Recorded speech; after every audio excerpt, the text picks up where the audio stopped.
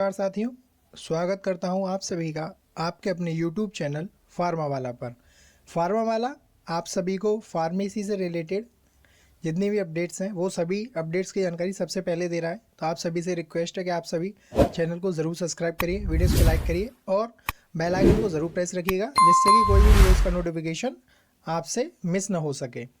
तो जैसा कि आप सभी को पता है कि हमारे YouTube चैनल पर आपको डी फार्म फर्स्ट ईयर में जो इम्पोर्टेंट सीरीज़ है वो चलाई आ रही है, जिसमें हमने अपना एक जो पार्ट है फार्मास्यूटिकल केमिस्ट्री में वो कंप्लीट कर लिया था।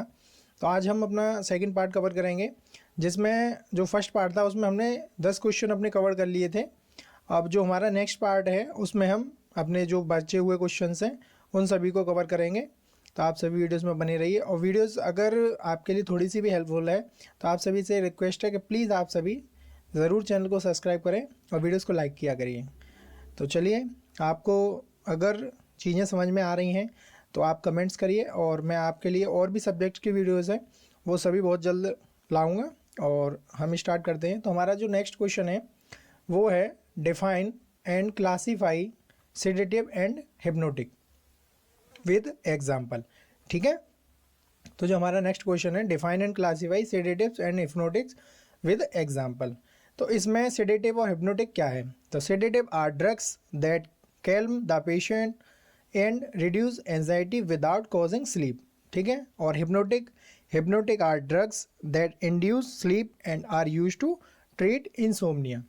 तो जो इसको मतलब सेडेटिव और हिप्नोटिक दो तरीके के ड्रग्स हैं। सबसे पहला सेडेटिव यानी इसे हम बोलते हैं शांतिदायक दवा, यानी आरामदायक जो दवा है। तो सेडेटिव्स कौन सी दवाएं होती हैं? तो ये वे दवाएं होती हैं जो चिंता कम करने, मन को शांत करने, लेकिन नींद नहीं लाती हैं। यानी आपको जैसे अगर कोई डिप्रेशन में है या कोई भी आपको मतलब परेशानी हो रही है, तो ये सिर्फ आपको मतलब जो चिंता हो रही है या आपका जो मन अशांत है उसको शांत करेगा, लेकिन आपको नींद नहीं लाएगा। और हिप्नोटिक में क्या है? हिप्नोटिक में ये निद्राजनक दवाएं यानी नींद वाली दवाएं होती हैं।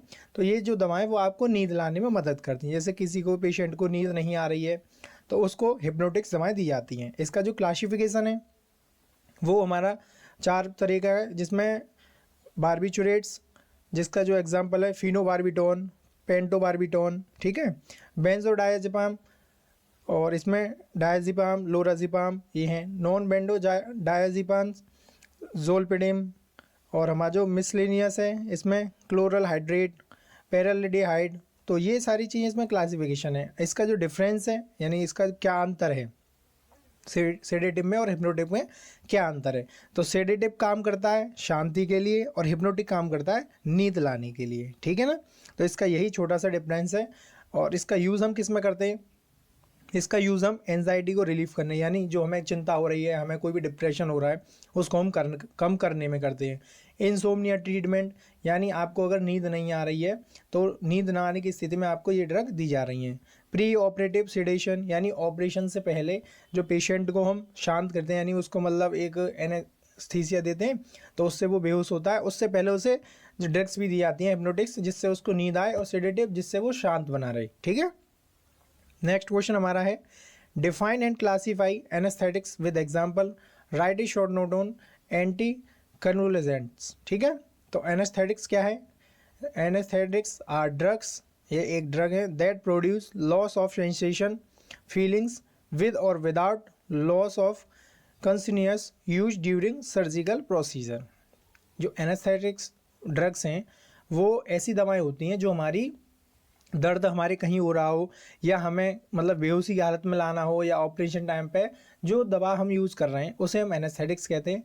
सिंपल से वर्ड, यानी एनेस्थेटिक वो दवाएं होती हैं जो कि हमारे दर्द को ख़त्म कर देती हैं और हमें बेहोशी की हालत में पहुंचा देती हैं, वो हमारी एनेस्थेटिक्स दवाएं कहलाती हैं। ठीक है, क्लासिफिकेशन इसका क्या है? क्लासिफिकेशन जनरल एनेस्थेटिक्स, यानी वो सामान्य होता है जिसमें कॉज लॉस ऑफ कंसिन्यूअस, यानी बेहोशी उत्पन्न करते हैं। इसमें इनहेलेशन, गैस द्वारा नाइट्रस ऑक्साइड दिया जाता है, या हेलोथिन गैस है।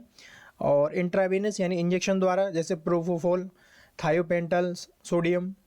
जो सामान्य निश्चेतक यानी बेहोशी जनरल एनेस्थेटिक्स है वो तो आपको बेहोशी उत्पन्न करेगा ही। ठीक है, लेकिन लोकल एनेस्थेटिक्स क्या होते हैं? Cause loss of sensation at specific side, यानी ये सिर्फ एक ही जगह, जैसे आपको मान लो मतलब जैसे ये होता है कि जैसे किसी का एक्सीडेंट हो जाता है तो एक्सीडेंट में किसी के हाथ में फ्रैक्चर आ गया या मतलब हाथ फट गया, तो वहाँ पर डॉक्टर्स को मतलब टाँके लगाने, वो हाथ सिलना है, तो वो सिर्फ वहाँ पर लोकल एनेस्थेसिया देंगे, जिससे कि वो सिर्फ उतना ही एरिया मतलब उसका सुन्न पड़ेगा, बाकी का एरिया उसका वैसा ही रहेगा जैसा है, ठीक है ना। तो इसमें लिकोडेन, बेंजोकेन ये दवाएं दी जाती हैं। नेक्स्ट हमारा है short note on anticonvulsant यानी मिर्गी रोधी दवाएं। तो anticonvulsant are drugs use to prevent और control seizures convulsions in condition like epilepsy. यानी एंटी कन्वोलेजेंट वे दवाएं होती हैं जो हमारी मिर्गी में यानी दौड़े वगैरह पड़ते हैं उसमें काम दी जाती हैं, उसको मतलब रोकने के लिए हम एंटी कन्वोलेजेंट दवाएं देते हैं, ठीक है। इसका एग्जांपल फेनिटोइन, पिनोबार्बिटोन और कार्बामाजिपिन, वेलप्रोइक एसिड, ये इसमें एग्जांपल हैं। इसका मैकेनिज्म यानी कैसे कार्य करती है, तो स्टेबलाइज नर्व सेल, ये हमारी जो तंत्रिका कोशिकाएं हैं उनको स्थिर कर देती है यानी शांत कर देती है, रोक देती है।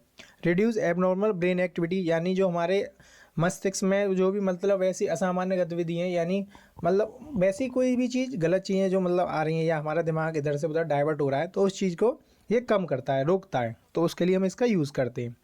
और ट्रीटमेंट ऑफ एपिलिप्सी, एपिलिप्सी यानी मिर्गी के दौरे में हम इसका यूज़ करेंगे। कंट्रोल सीजर्स, यानी जब आपको वो दौड़े वगैरह पड़ते हैं तो उसको नियंत्रित करने में। इसका जो साइड इफ़ेक्ट्स है वो क्या है, साइड इफ़ेक्ट्स यानी आपको एक तो नींद आएगी ज़्यादा, ठीक है, हो सकता है आपको चक्कर भी आना शुरू हो जाए या मतली या मतलब नोजिया वोमिटिंग वगैरह होने स्टार्ट हो जाए, तो ये इसके साइड इफ़ेक्ट्स हैं। नेक्स्ट हमारा क्वेश्चन है define and classify of anti arithmetic drugs, anti hypertensive agent and anti anginal agent. ये आपका सबसे मोस्ट इंपॉर्टेंट क्वेश्चन है जो कि आपके एग्जाम में बार बार पूछा जा रहा है। तो एंटी अरिथमेटिक ड्रग्स यानी anti arithmetic drugs are used to treat irregular heart beat, arrhythmia and restore normal heart rhythm. जो एंटी अरिथमेटिक ड्रग्स हैं वो हमारी ऐसी दवाएं होती हैं जो हमारी मतलब हृदय में जो धड़कन है उसको अनियंत्रित जो हो जाती हैं उसको सही करती है। यानी एक साथ आपने देखा होगा कि आप एक साथ होपलेस हो जाते हैं तो आपकी हार्ट बीट बढ़ जाती हैं, या आपको कोई मतलब शॉकिंग न्यूज़ मिल जाए तब आपकी हार्ट बीट बढ़ जाती है, तो उस चीज़ में ये दवा दी जाती है। इसका क्लासिफिकेशन जो वो 4 तरीके से है। सोडियम चैनल ब्लॉकर जिसमें आपका क्वानिडीन, बीटा ब्लॉकर जिसमें आपको प्रोपेनोनॉल, इस चीज़ का दवा का हम यूज़ करेंगे। थर्ड हमारा पोटेशियम चैनल ब्लॉकर, इसमें आपको एमियोडेरोन दवा यूज़ कर सकते हैं। कैल्शियम चैनल ब्लॉकर, ये क्या करता है, ये मतलब सारे जो ब्लॉकर्स हैं जो इसमें हमारी ड्रग्स हैं वो जैसे वेरापामिल कैल्शियम चैनल ब्लॉकर में, तो जो हमारे मतलब दिल की धड़कन है उनको नियंत्रित करती हैं, जो ओवर हो जाती हैं मतलब जैसे एक्स्ट्रा चलने लग जाती हैं, तो उन सभी चीज़ों को कंट्रोल करती हैं। नेक्स्ट इसमें हमारा एंटी हाइपरटेंसिव एजेंट, इसको हम बोलते हैं हिंदी में उच्च रक्तचाप की दवाएं। These drugs are use to lower high blood pressure hypertension. जो ये मतलब हमारी एंटी हाइपरटेंसिव दवाएं हैं वो क्या करती हैं, हमारे जो बीपी बढ़ जाता है उसको कम करने में, उसको मतलब इक्वल करने में हम इसका यूज़ करते हैं। क्लासिफिकेशन डायरेटिक्स, जो मतलब आपको हिंदी में मूत्रवर्धक दवा, यानी आपको यूरिन वगैरह में कोई भी दिक्कत आ रही हो तो उसमें हम डायरेटिक्स दवा देते हैं, जिसमें furosemide.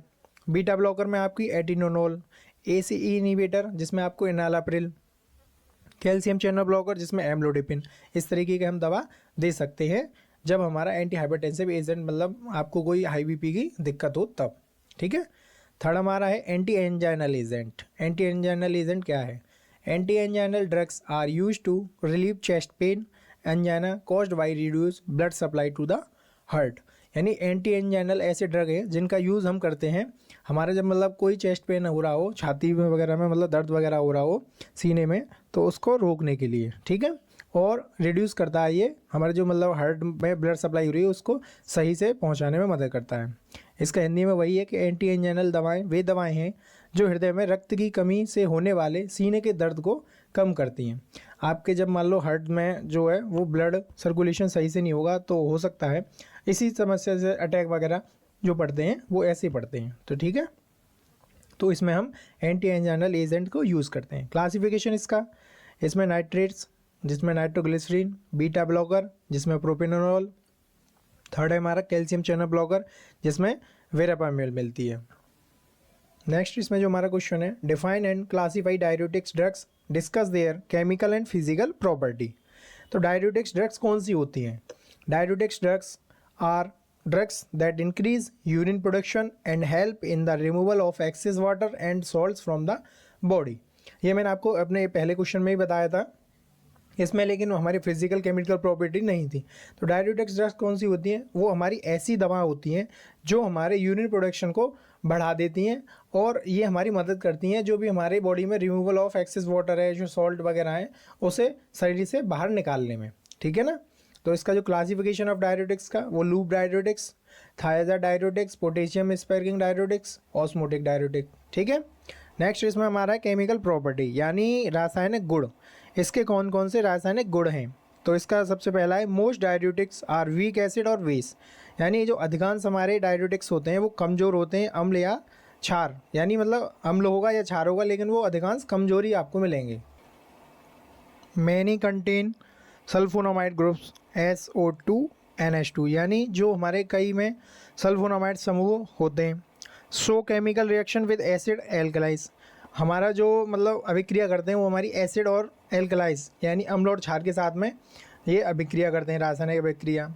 May undergo decomposition on exposure to heat और लाइट, ये जो हमारे वो गर्मी और प्रकाश में अपघटन हो सकते हैं, यानी गर्मी और प्रकाश में ये आपको मतलब परेशानी कर सकते हैं, अपघटन हो सकता है इनका। फिजिकल प्रॉपर्टी का इसके यानी भौतिक गुण, तो मोस्टली वाइट और क्रिस्टलाइन सॉलिड्स, यानी ये अधिकतर सफ़ेद या क्रिस्टलीय ठोस होते हैं हमारे। स्लाइडली सॉल्यूबल इन वाटर, ये जो पानी है, पानी में मतलब कम घुलनशील होते हैं, ये घुलने वाले नहीं हैं, कम घुलते हैं। सॉल्यूबल इन ऑर्गेनिक सॉल्वेंट, ये सॉल्यूबल होते हैं हमारे ऑर्गेनिक सॉल्वेंट में, जैसे एल्कोहल में, ये बहुत ही अच्छी तरह घुलनशील होते हैं। यूज़ ऑफ डाययूरेटिक्स, इसका यूज़ हम कहाँ करते हैं? तो ट्रीटमेंट ऑफ एडेमा स्वेलिंग, यानी हम इसका यूज़ जब हमारे पैर पर सूजन, हाथ में, मतलब बॉडी में कहीं पर भी सूजन आ जाती है उसमें उपयोग करते हैं। Use in hypertension, high blood pressure, मतलब आपको उच्च रक्तचाप हो जाए, हाई बीपी हो जाता है, उसमें यूज़ करते हैं।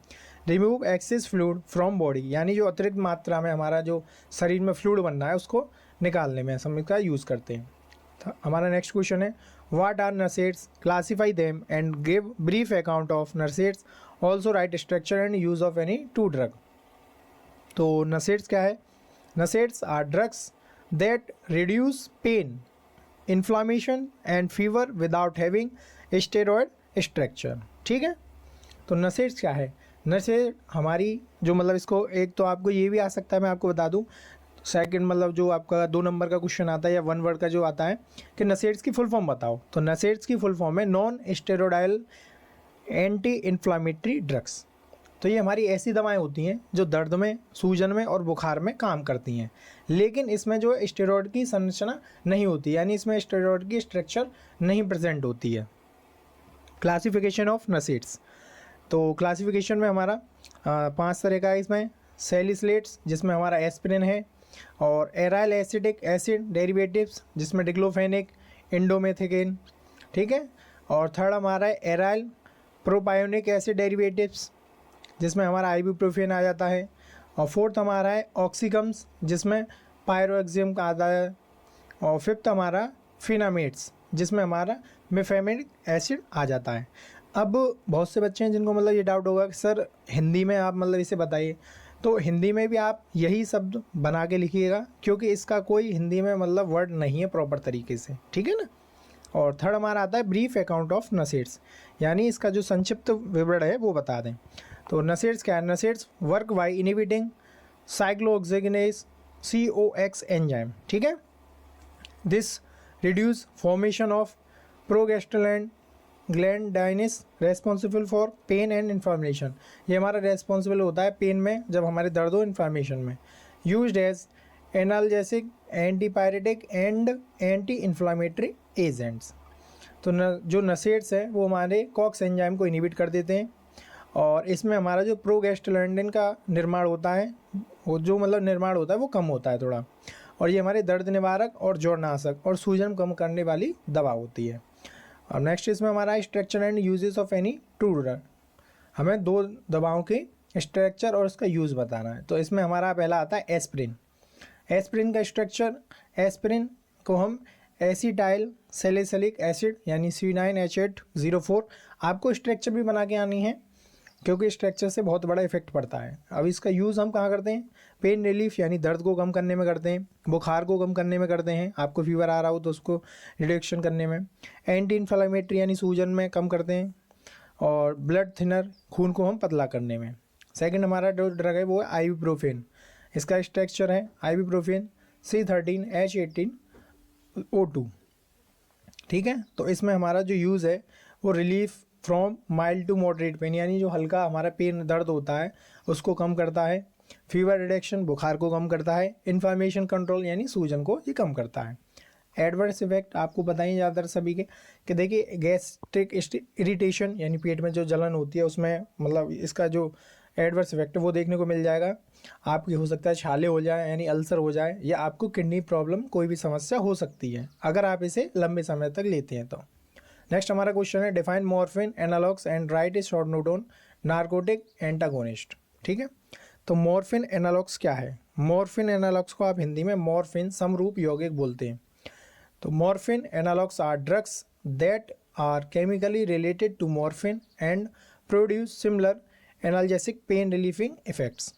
मॉर्फिन एनालॉग्स वे दवाएं होती हैं हमारी जो मॉर्फिन के समान रासायनिक संरचना रखती हैं और दर्द निवारक प्रभाव उत्पन्न करती हैं। जो मॉर्फिन एनालॉग्स हैं वो ऐसी हमारी दवाएं हैं जो मॉर्फिन के समान ही जो मतलब रचनाएं रासायनिक संरचनाएं उसको बनाए रखती हैं और हमारे दर्द में काम करती हैं। इसका एग्जाम्पल है कोडेइन, हेरोइन, पैथिडीन, मेथाडोन, ठीक है। अब इसका यूज़ क्या है?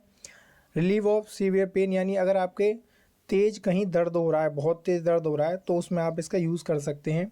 और used in post operative pain यानी ऑपरेशन के बाद जो दर्द वगैरह होता है उसमें हम इनका यूज़ करते हैं। इसमें सेकंड हमारा है नार्कोटिक एंटागोनिस्ट यानी नार्कोटिक कौन कौन सी दवाएं होती हैं? तो narcotic antagonist are drugs that block the effect of narcotic opioids drugs by acting on opioid receptor. तो नार्कोटिक एंटागोनिस्ट हमारी ऐसी दवाएं होती हैं जो नार्कोटिक दवाओं के प्रभाव को रोकती हैं। नार्कोटिक दवा मतलब जैसे जो हल्का सा आपको मतलब नशे टाइप की जो दवाएं होती हैं वो होती हैं नार्कोटिक्स, ठीक है। अब इसमें एग्जांपल क्या है? नेलोऑक्सिन और नेल्ट्रीऑक्सिन। तो ये हमारी जो एग्जांपल हैं। मैकेनिज्म ऑफ एक्शन, ये कार्य कैसे करती हैं? Complete with opioid at receptor sites यानी जो ओपियोइड रिसेप्टर हैं उन पर प्रतिस्पर्धा करती हैं ये। और reverse effect like respiratory depression यानी सांस रोकने जैसे जब कोई समस्या हो जाती है तो उनके प्रभाव को ये उल्टा कर देते हैं। इसका यूज़ हम कहाँ करते हैं? इसका यूज़ हम जब भी आप कोई ड्रग है उसको ओवरडोज ले लेते हैं तो उसके उपचार में हम इसका यूज़ कर सकते हैं।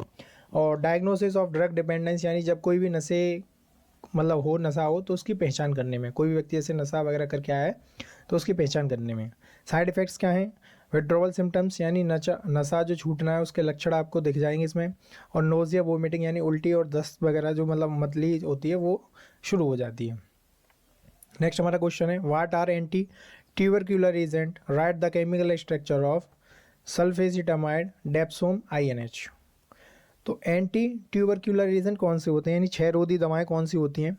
तो anti tubercular agent are drugs used to treat tuberculosis TB caused by the mycobacterium tuberculosis, ठीक है। तो एंटी ट्यूबरक्यूलर एजेंट कौन से होते हैं? ये हमारी ऐसी दवाएं होती हैं जिनका यूज़ हम TB की बीमारी जब हो जाती है उसमें करते हैं। अब TB किससे होती है? तो वो नाम है हमारा माइकोबैक्टीरियम ट्यूबरक्लोसिस। ये आपका 1 वर्ड में आपसे पूछा जा सकता है और आपको ये 2 नंबर में पूछ सकते हैं या ऑप्शन में पूछ सकते हैं MCQs में, ठीक है ना।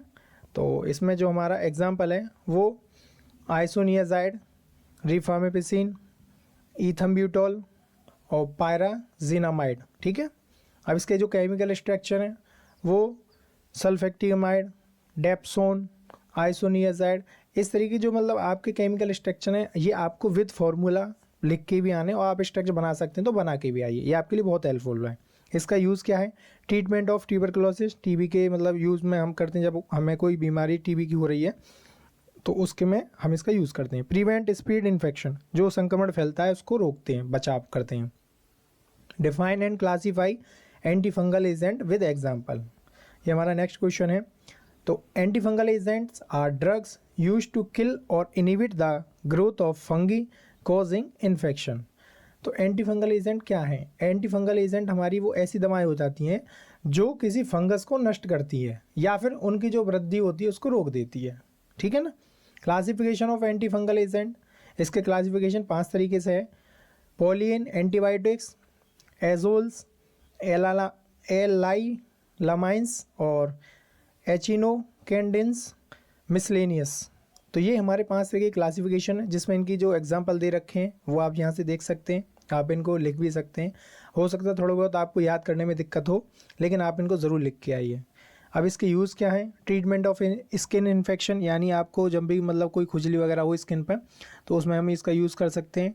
Treatment of systematic fungal infection, इसका यूज़ जो हम वो फंगल इन्फेक्शन में कर सकते हैं। तो नेक्स्ट हमारा इसका यूज़ है used in oral and vaginal infection. हम इसका जो यूज़ है वो मतलब मुंह में या हमारे मतलब कहीं संक्रमण वगैरह हो जाए तो उसमें हम इसका यूज़ करते हैं। जो नेक्स्ट हमारा क्वेश्चन है, define and classify antineoplastic agent, explain cyclophosphamide and methotrexate. तो एंटी नियोप्लास्टिक एजेंट क्या है? एंटी नियोप्लास्टिक एजेंट को हम कैंसर रोधी दवाएं भी बोलते हैं। तो antineoplastic agents are drugs used to prevent, inhibit और treat cancer tumour by stopping the growth of abnormal cell. तो एंटी नियोप्लास्टिक एजेंट ऐसे एजेंट होते हैं, यानी ऐसी दवाएं होती हैं जिनका यूज़ हम प्रिवेंट करते हैं, इनहिबिट और ट्रीट कैंसर, यानी कैंसर को ट्रीट करने में करते हैं, और जो हमारा ट्यूमर है उसकी हम वृद्धि को रोकते हैं और वो नियंत्रित करते हैं। इसका क्लासिफिकेशन है alkylating agent, antimetabolites, antibiotics, plant products और हॉर्मोन्स। तो ये इसके क्लासिफिकेशंस हैं, आप इनको यहाँ से जाके देख सकते हैं। और इसमें जो ड्रग्स दे रखी हैं ये भी आपको याद करनी है और ये लिखनी भी है। साइक्लोफॉस्फेमाइड, इसकी जो क्लास है वो एल्काइलेटिंग एजेंट है। मैकेनिज्म ऑफ एक्शन, ये कार्य कैसे करती है? Forms cross link with DNA, यानी डीएनए के साथ ये क्रॉस लिंकिंग करती है। Prevent cell division and leads to cell death, यानी जो कोशिका विभाजन है उसको रोकती है, कोशिका को नष्ट कर देती है। और इसका यूज़ मोस्टली सबको पता है और बता भी, वो आप क्वेश्चन से समझ सकते हैं कि हम इसका यूज़ जो कैंसर ट्रीटमेंट में करते हैं। साइड इफ़ेक्ट्स क्या हैं?